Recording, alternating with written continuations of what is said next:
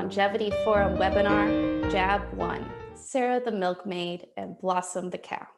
I'm Laura Walker, the Program Director of the Longevity Forum.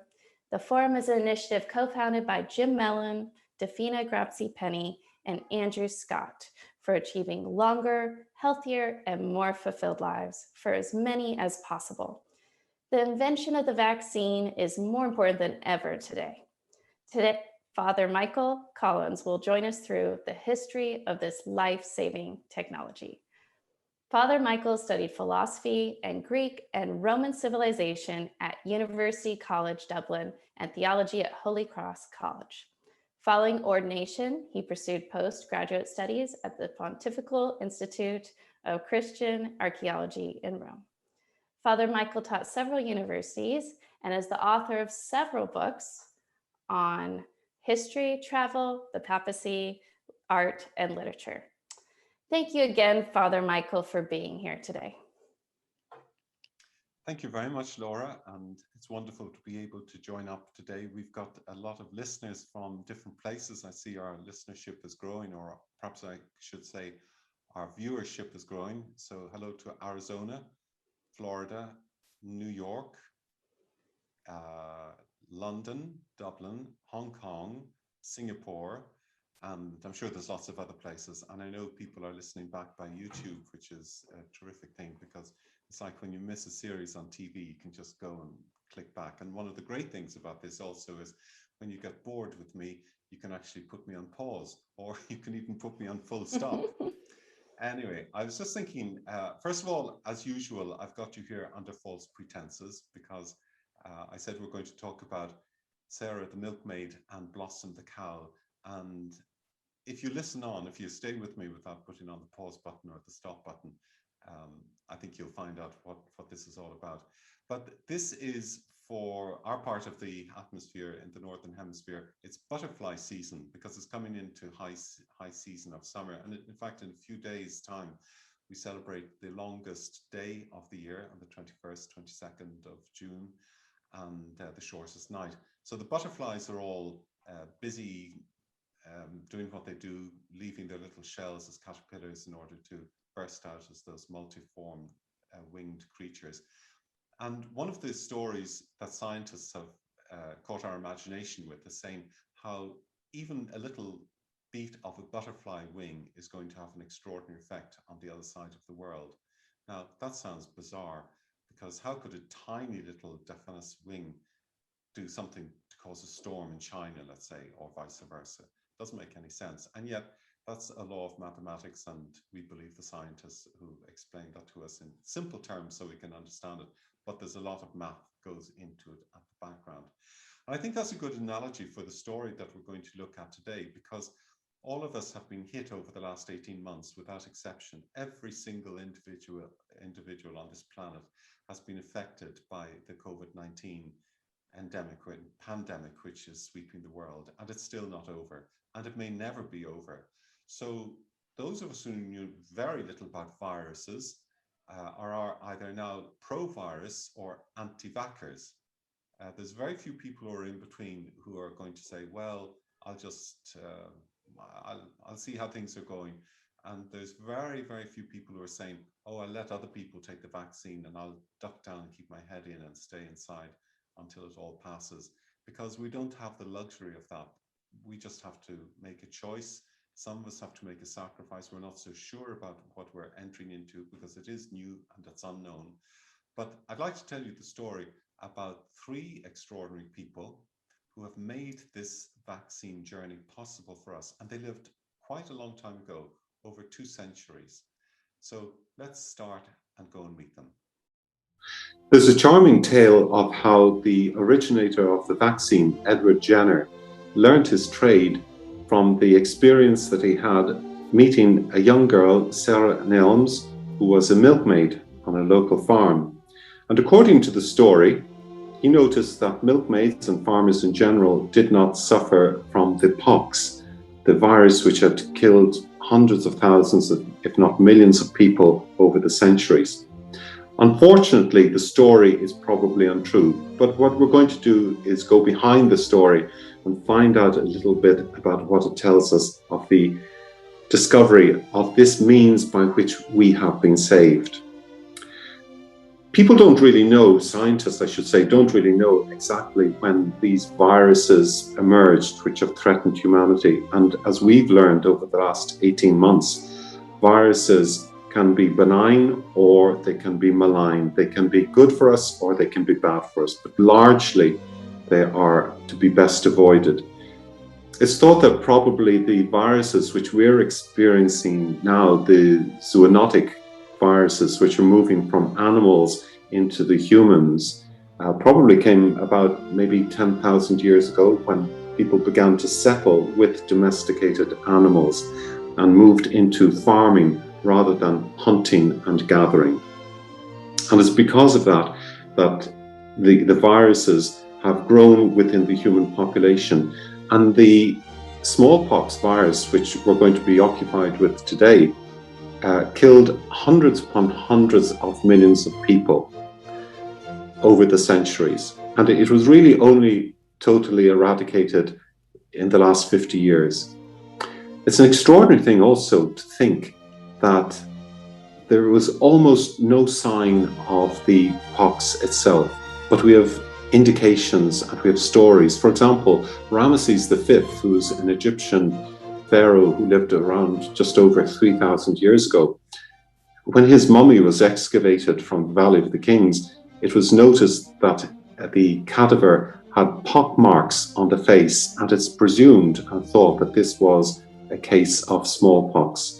And certainly the Indians, the Chinese, and the Egyptians all had the experience of pock marks and of suffering from this smallpox, which carried away hundreds of millions of people over the generations. But we can't talk about all of this in less than an hour, so I've narrowed down the field a little bit, if you like, to 3 people who were instrumental in keeping us alive today. And I truly believe, the more I think about it, that it's because of the efforts and the innovation of the 3 people that we're going to meet shortly that we may be alive. Because think, your parents, your grandparents, your great-grandparents, your great-great-grandparents, do you know anything about them? Probably very, very little. But one thing we do know about them was that they were threatened by the smallpox, which carried off hundreds of millions of lives. In the 18th century, when we're going to concentrate today, up to 400,000 people died every year through the smallpox. Lady Mary Wortley Montagu, who was born in 1689 and died in 1762, was one of the most important people at the beginning of this story in Europe. She was married to the ambassador of England to the court of Constantinople.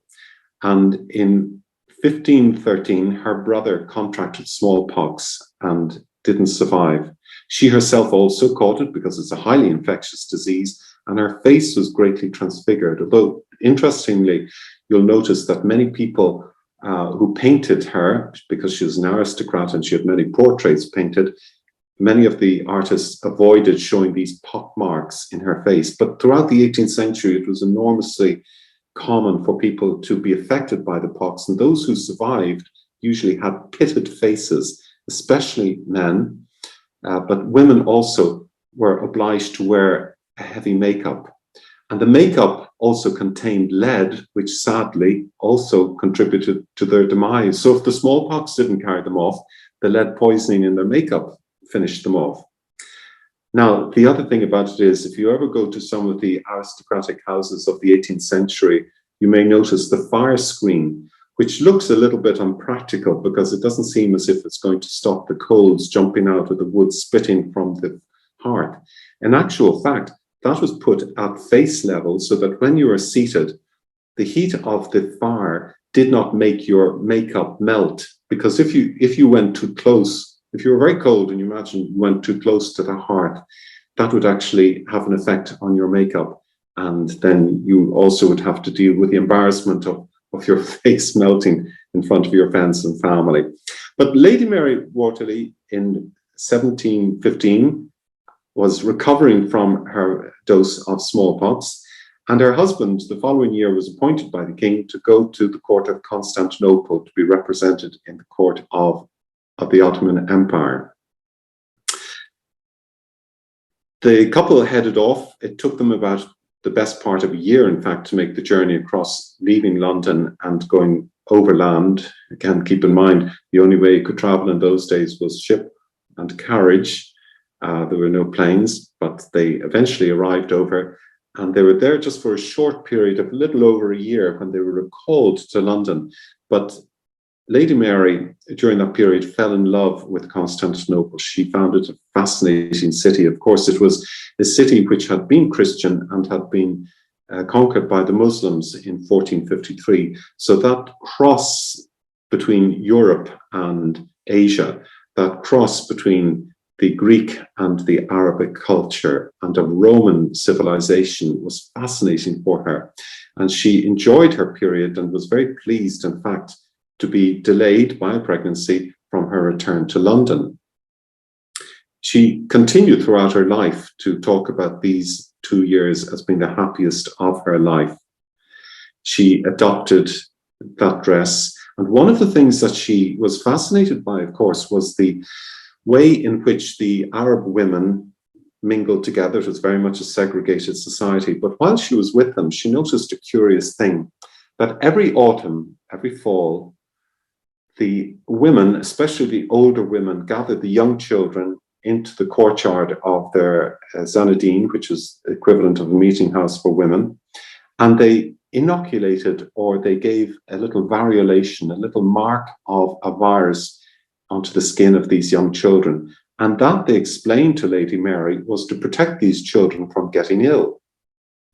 Now, in March of 1719, the couple's 5-year-old son, Edward, was variolated or inoculated at the British Embassy in Constantinople by the surgeon, Charles Maitland. And Lady Mary had arranged for him to attend her son so that he could benefit in the same way as the children of the Islamic and Hindu children were at the house of these women.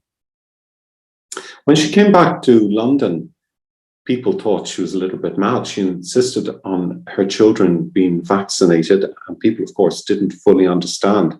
But of course, when the Princess of Wales, Princess Caroline, agreed to have her children, her 2 daughters, vaccinated, things changed. And then the aristocracy began to see this as a possibility to save their children from being damaged by this illness. Lady Mary continued to write, proposing the wonders of this inoculation, but it was very much a segregation, because this was for the upper classes, the aristocracy, the people who were well educated and who could understand what she was talking about. And during her lifetime, she committed herself to writing letters, to writing pamphlets, encouraging people to adopt the practice. The rest of England, of course, was a very different world. The majority of people didn't have the luxury of good education, a good diet, and a good manner of living.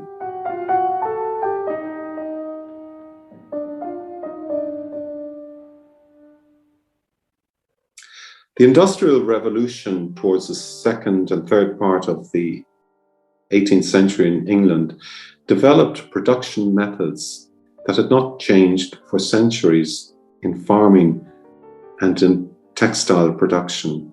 The spinning jenny transformed the woolen industry, while the steam engine heralded the locomotive, replacing the coach and four. Coal, used to fuel factories and heat homes, turned the buildings black with carbon deposits and poisoned the citizens.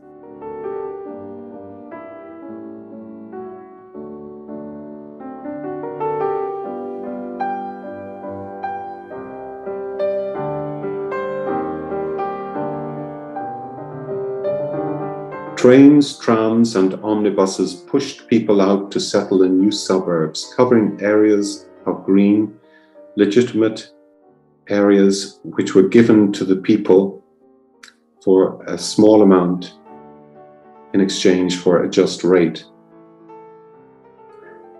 While the rich strolled down the fashionable streets in their cities to visit their tailors or jewelers, the poor queued outside pawnbrokers, clutching their miserable possessions, which they lent the brokers until times improved.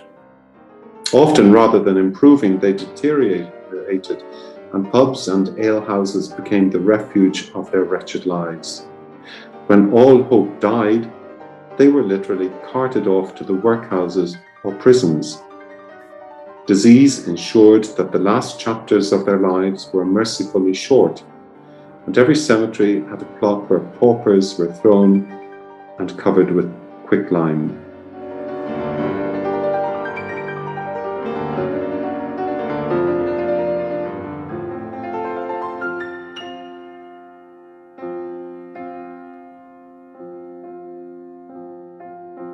Men were encouraged to join the army, at once relieving national unemployment while simultaneously expanding the empire upon which, in the words of a later hymn, the sun would never set.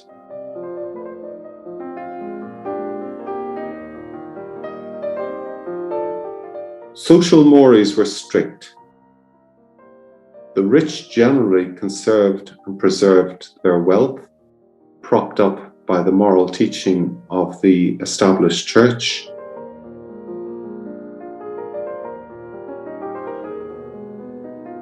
And the law cared for criminals who were often punished with hard labor, exile, or death.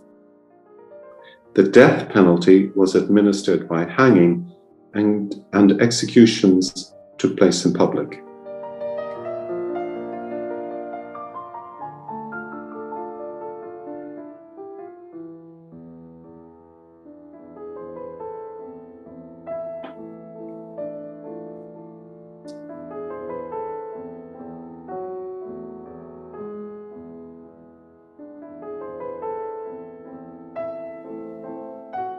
Life expectancy was short at that period. 30 was regarded as a reasonable life. Infant mortality was high, and to be elderly was to get to early 50s. And one of the reasons for the great suffering which happened through the 18th century, and which indeed had been happening for hundreds upon hundreds of years prior to this, was the smallpox, a pustula which covered the body. It was highly infectious, easily transmitted. And in this photograph of two boys from the 19th century, we can see how the boy on the left-hand side has been infected, while the child to the right has survived. I don't have further details to explain why this is. Was one inoculated? Was the other not inoculated? Did he have a natural defense? But nevertheless, it's a very graphic image of how people contracted this disease, which was so often fatal.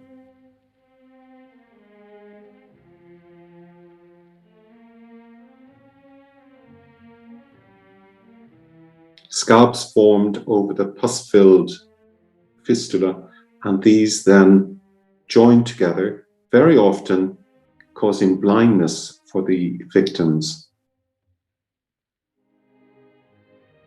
In the 18th century, this was studied in greater detail because medicine was moving towards much more to be a science at that period. And doctors, investigators, scientists were trying to examine their patients and to work out a system of treatment with whatever medicaments they had. Prior to that, of course, most medications were made from herbs or from minerals, which were ground together into pills, lotions, and potions, and given to people, very often by quack doctors or quacks. We wouldn't even call them doctors because they had no title. In fact, there were no colleges to go and study to be a doctor. There were no universities who offered degrees at the time in medicine. These were all things which were learned usually during an apprenticeship. But the greatest danger during the 18th century was the smallpox, and there was nothing could be done. Generally, people who suffered the pox were isolated. In the Victorian era, they were treated in a better manner because at least they were put into the poorhouse or into a hospital or a hospice where they could be cared for. But in the 18th century, public care simply didn't exist. There was no national health. And once you saw these dreaded marks appearing on your hand, you were excluded and shunned from society. So what was there instead of doctors? Well, surprisingly, there was the barber surgeon. Now, the two words don't seem to go together, the barber and the surgeon, but the thing which united the trade was the scalpel, the knife. So the barber would come along, and in our image here, a Flemish indication of how the barber surgeon carried out his trade. On the left-hand side, you see a plate hanging on the wall, and the barber surgeon would go to his client, he'd lather a soap on his face, and then he would put the client's neck into the bowl and then carry out the shaving procedure. But that same bowl was used for carrying out minor operations, and the knife-happy barber surgeon would attend to anything that the client had complained about. So even if they went in simply for a trim, a haircut, or to have their beard shaved, well, they probably went out and had piles removed and bumps and lumps taken off them as well by the trigger-happy surgeon. And we can just look at the instruments which he's using, and then the lady behind, who presumably is just washing out the towels for the next operation. Just think what the hygiene must have been like in those days. Because if you didn't die from one thing, you probably died from an infection that your barber surgeon passed on from the last patient that he shaved. And another image, again, a little bit earlier, again, Northern European painting, shows how a doctor, probably also a barber, is attending to a young man who has suffered from a wound.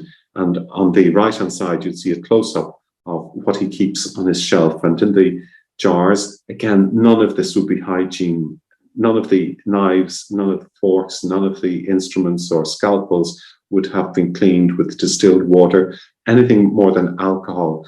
And that was the only anesthetic in those days, of course. If you had something wrong with you, you took a large slug of ale or gin, and that was supposed to keep the pain away. But just for example, I've taken some people who are well known to us in history to see how they suffered at the hands of the barber surgeon.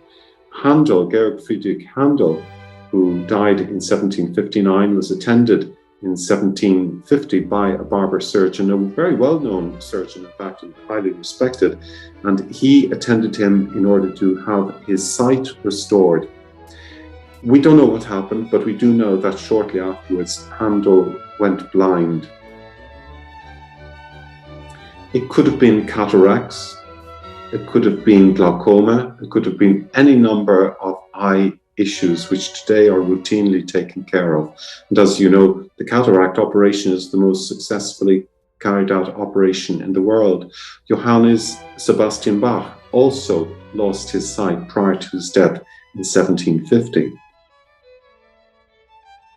Samuel Johnson, the great lexicographer of the mid-18th century, who compiled in 1755 the great Dictionary of the English Language, in which he described oats as being the diet of horses and of the Scottish nation. And when he was a young boy, he contracted scrofula, which was a bacterial inflammation, and he was brought to the king to see if the king could look upon him. This is called the king's evil, so that he could be cured. So you can see what we're dealing with. So it was really very much a hit and miss whether you recovered from any of your illnesses. The dentist was the same thing. The dentist usually was your barber, and he would insert his forceps and take out your tooth. Even if you didn't want the teeth taken out, you probably had to deal with them. But again, you can see what we're dealing with. Alcohol was the only type of antiseptic, the only type of material which was used in order to preserve people from picking up infectious diseases. That, of course, didn't happen. That was the idea. And they knew that alcohol had that property, but of course it didn't always happen. And it wasn't until the time of Edward Jenner, in the second part of the 18th century, that we come to the extraordinarily explosive discovery of vaccination. And we sometimes refer to Edward Jenner as the father of vaccination. He was born in Berkeley in Gloucestershire in 1749. He was the 8th of 9 children born to the local vicar and his wife. And as a vicar's son, in fact, that's an important thing, he had a very good education, because the Anglican clergymen always made sure that their children were educated well and propelled into good society. And as a young boy, at the age of 13, he was fascinated with medicine, and he decided that he would go to London in order to study medicine. So when he was about 20 or 21, he went to London and he studied under John Hunt at St. George's Hospital. And again, a hospital would be a very vague term, because a hospital certainly was a much better place to learn your craft. And he continued that until he set up his own private practice 3 years later, when he returned to Berkeley in Gloucestershire. And he continued working until 1823, when he died of a stroke in January of 1823. But he was qualified as medical doctor, so he did have the title under his name and was highly respected. Now, Jenner's first biographer claimed that Jenner noticed that milkmaids did not contract smallpox. Jenner never said this, Jenner never spoke about this, but we believe that Jenner may have heard this from a local healer, John Fuhr, in 1768, when he was around 13 or so, 13 or 14. But it was true. Milkmaids who worked with cows and farmers who worked in dairy rarely contracted smallpox. And the reason Jenner worked out in his head was that perhaps the cowpox, which they contracted first of all, gave them, if you like, an inoculation, gave them an avoidance, a possibility of avoiding developing the pox. And according to the story, the milkmaid Sarah Nelmes told Jenner, but we presume that this was maybe made up as a story by his biographer, that she would never suffer from pockmarks on her face because she was a dairymaid and the milk always kept her safe. And Jenner thought about that, and he decided that he'd run an experiment. In 1796, he decided that he would see if he could infect people in the same way that Lady Mary had spoken about at the first part of the 18th century, half a century earlier. And he thought he would see, would it be possible to preserve children in particular by injecting them or scraping on their skin, making a little cut on their skin to see if the cowpox from a pustule, from a pockmark, which gives us the French word pouche, the little purse where the poison had gathered. And by doing that, if he could do exactly what had been done for the daughters of the Princess of Wales, Princess Caroline. And he was lucky, because that's exactly what happened. So he examined the udders of the cows, and he saw that these have the udders contained these little pustules, these little marks, these irritants, and they were filled with poison. So these were scraped, and from this he made it an inoculation. So when we go to the doctor, we're used to getting very good care nowadays, and our bloods are sent off to be sampled and shaken and examined in all sorts of ways, and we're put into enormous mechanical machines for scans and MTIs, CTAs, etc. And all of these are in order to make sure that we are given the best possible medical treatment that's available. But we're going back in our mind's eye now 200 years. So this is really as much as you had. This was a doctor's chest, which he would carry around if he was going to an important patient, or if he was going away for a period of time for a clinic, because not all doctors had the luxury of carrying on their trade at home and allowing patients come to their houses. That wasn't a possibility. So often the doctor would go to a village or go to a town and set up in the local square, and the people would then attend the doctor and receive a prescription called a recipe in those days. But already medics were moving into a new way of looking at things. And when we think that the convex lenses and the telescope had been invented in the late 16th, early 17th centuries. These were the forebears of the microscope. And by turning the telescope back to front and reversing the lenses, instead of looking out at the stars, the scientists could now look into a mirror, look into a glass plate, and see what was developing on the small slide. And if a little bacteria had been left for a few days, they could look at that cluster and see how it was developing. Their tools were certainly rudimentary by comparison to what we have today.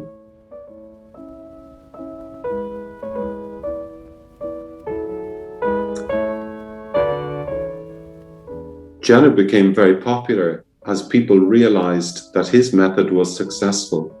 And simply by using an ivory tool, he would scrape on the arm or the leg of the person who attended him and put a little of the poison under the skin.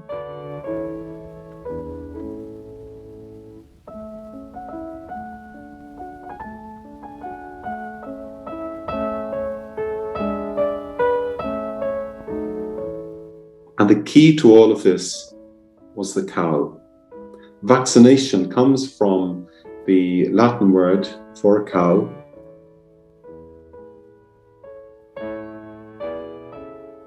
And it's from that pus-filled piece of skin that our vaccines are made for humans. Jenner wasn't the only one, of course. Soon other doctors began to hear of his method, and they also ordered the ivory blades with which they attended their patients. But the key point was to make sure that your patient did not get any pustule at the beginning, that they were not infected. So therefore, it had to be antecedent to the arrival of an illness. And therefore, once the illness arrived in your town, so often we read in medieval manuscripts of towns being closed off and people not being allowed out. And it was because of these little blades, either made from ivory or from steel, that the vaccine was administered.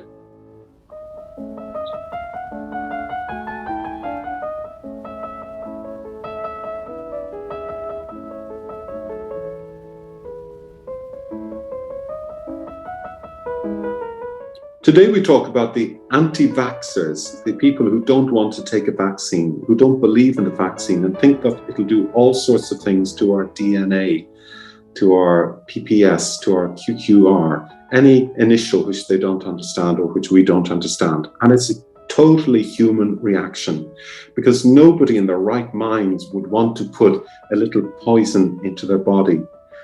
And those of us who have received the vaccine, or those who are waiting on the vaccine, are a little bit nervous because we don't know what the future is about. And we listen to scientists tell us, usually fed to us by the media, hour by hour, day by day. And they tell us about the variations. They tell us about the numbers going up, the numbers going down. They tell us about the people who are having second infections, reinfections. And it can be a little bit unnerving to listen to.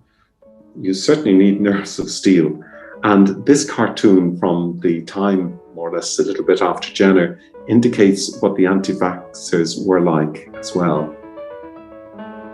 The lady is attending the doctor, dressed in a rather charming red coat. She's put out her hand to be stabbed by the doctor who's bearing his blades. But if you notice, all the other people are turning into cows. The cartoonist wanted to catch your attention.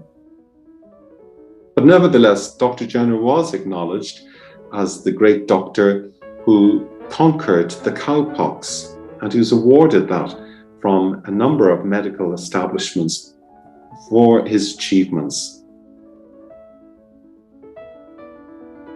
In fact, he'd written a book in 1798 which was titled grandly An Inquiry into the Causes and Effects, or the Variole Vaccine, a disease discovered in some of the western counties of England, particularly Gloucestershire, and known by the name of the cowpox. And this was composed by Edward Jenner. Jenner was a fascinating character because he wasn't just interested in medicine. He made and flew in his own air balloon up to a length of 12 miles when he was a young man. He collected dinosaur relics. He collected duck's eggs and cuckoo eggs. In fact, he wrote a book for which he received an honorary degree. And he lived in a magnificent house called the Chantry,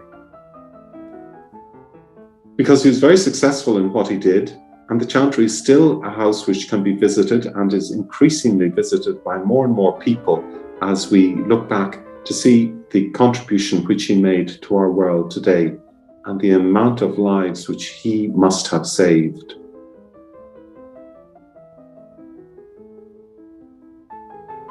So from 1773 until his death in 1823, he worked and lived in this house.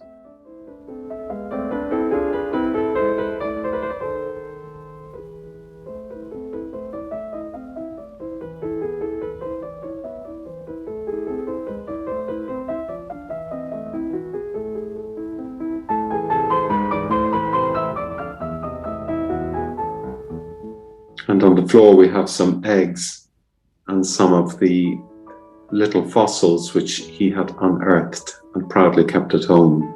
An extraordinary man of wide tastes. He was also very generous, very kind and good person, because not only did he attend to the people who are wealthy, but he attended also those who were poor and could not pay him. And he opened what he called the Temple of Vaccination in the garden of his house. And there he would receive poor people and offer them for free the vaccine which was going to save their lives.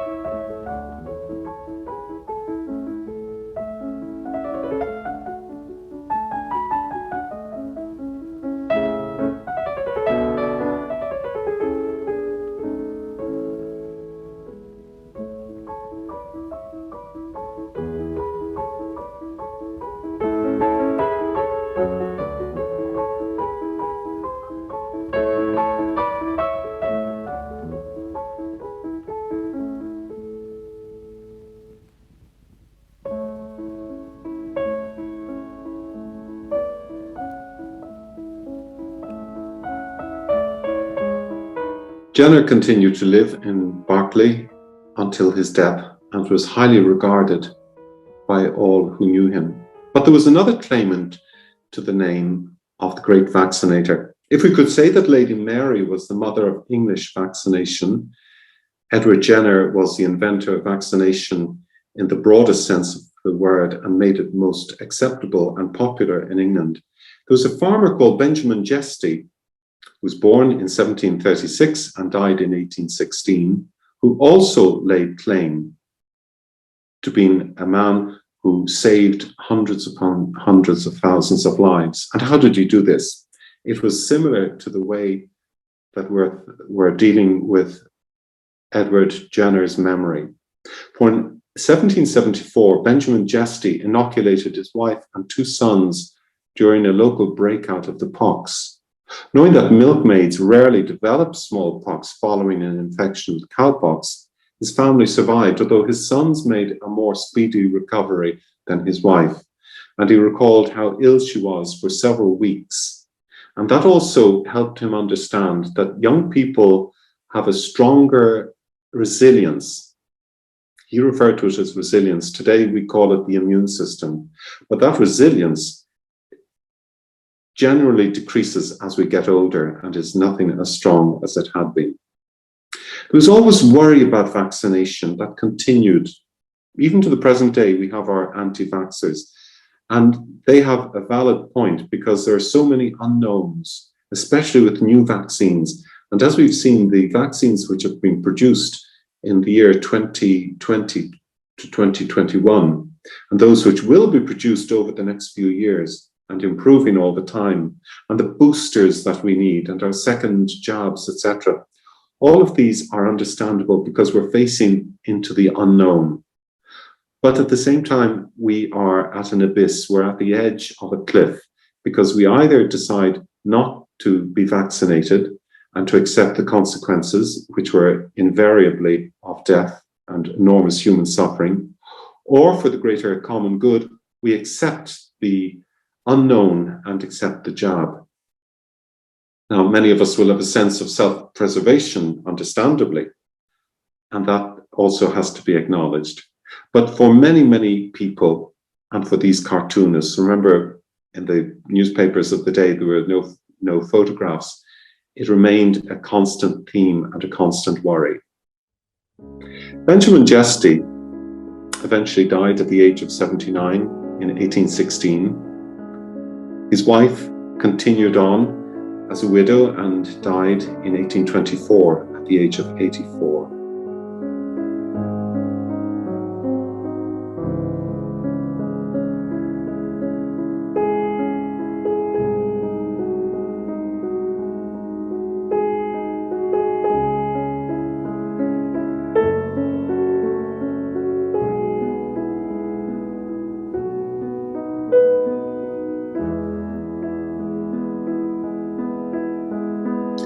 Edward Jenner received a statue in his honour, indeed one of many statues, not only in England, but throughout the world.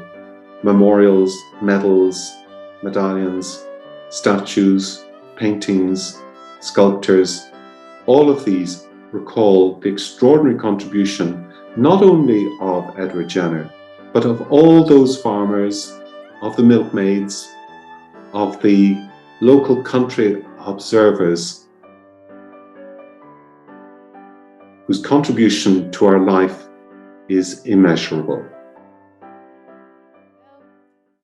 Thank you so much. That was really interesting. And I think the subject this year couldn't be more pertinent today. Well, we have some very interesting questions from the audience. Let me start off with, okay. Based on the first vaccine with Sarah Nelmes, could you explain what cowpox is? Because a lot of people have never heard of the illness today. I see. Well, cowpox is very similar to what we call smallpox, and it's something which was passed on zoonotically from cows. So that's why I say it was a pockmarked pustula which appeared on the skin, and we saw those photographs and images of what it was like at the time in Jenner's day and Jesty, etc. But what was fascinating about cowpox was they were obviously of the same family, so they produced almost the same type of boils and blains and blotches. But the curious thing is Jenner and Jesty both noticed that in the dairy community, that people who had this cowpox, which as I say, was quite similar, it was part of the family, they seemed to get over it very quickly. If they ever developed anything, they just had a pox which is connected with cows, but they never seemed to suffer with smallpox, which was far more insidious and killed people directly. Okay, thank you. And now looking on the vaccine and this risky process in the beginning, especially, were there ever negative results from the vaccine, such as just infection from the blade? Oh, yes, undoubtedly. Now, I'm not a medic, I have to say, but I've been fascinated in preparing this webinar today, and I've almost got a little obsessive about it, but I think we all are at the moment. And yes, I read a paper about the amount of people who died passing on from one instrument to the other, because, as I mentioned, hygiene was really, really very basic, and alcohol was about the most useful thing that people would have in those days to produce anything. So I would say that there probably were lots of cross infections, and we just have to imagine what they were. Right. That's really a shame. Well, we've come a long way. Now, when was the first syringe developed? The first syringe was developed, in fact, by an Irishman. Francis Rind was his name. He's a doctor at the Meath Hospital in Dublin, which was founded, if I remember correctly, around the 18th century. And he developed an interesting idea of having a little cannula or a little tube with an incisor at the end, which he cut in order to place at the area of pain which people were experiencing. And one of his first patients in 1844, she was complaining of pain in her knee, I think, and he made a little cut and placed the morphine under the skin, which is very clever because that gave a little bit of relief. Florence Nightingale actually said that she used the same method a few years later. But by that stage, in the mid 1850s, doctors had built on that, because, as you know, all scientists are building one on top of the other, their experience, and they built the cannula or the syringe which we have today, so that they were able to hydraulically push the morphine or whatever saline injection they were putting into the skin. They were able to do that with the syringe. Wow. And then children around the world started their fear of jabs after that. Exactly. Not just children. Well, I guess it's better than a knife, a blade. Well, I heard something interesting, actually. A friend of mine is a nurse, and she said that the needles which are used at the moment were actually made smaller, and the ones that have been produced now is because, in order to try and get over people's natural apprehension about needles and concern about vaccine, they thought, well, if we make needles really, really small, that they hardly notice it.